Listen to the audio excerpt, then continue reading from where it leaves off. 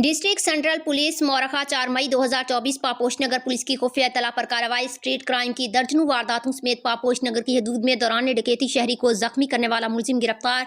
मुलजिम पापोश नगर की हदूद में एक शहरी को दौरान डकैती मज़ाहमत पर जख्मी करके फरार हो गया था, जिसका मुकदमा 67/2024 पापोश नगर थाने में दर्ज है। गिरफ्तार मुलजिम की शिनाख्त हसन रजा वल्द अलमदाद खान के नाम से हुई। गिरफ्तार मुलजिम के कब्जे से 1 अदद TT pistol, load magazine, 30 bore, 2 अदद मोबाइल फोन और नकद रकम बरामद कर ली गई। गिरफ्तार मुलजिम कराची के मुख्तलिफ इलाकों में दर्जनों वारदातों का एतराफ करता है।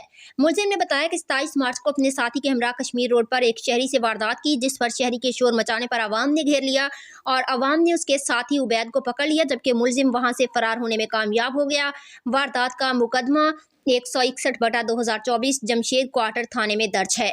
मुलजिम ने एतराफ़ किया कि जमशेद क्वार्टर की हदूद जहांगीर रोड पर भी एक शहरी को लूटा था, जिसका मुकदमा 369/24 जमशेद क्वार्टर थाने में दर्ज है, जबकि 3 हट्टी थाना हदूद जमशेद क्वार्टर में एक और वारदात की थी, जिसका मुकदमा 382/2024 दर्ज है।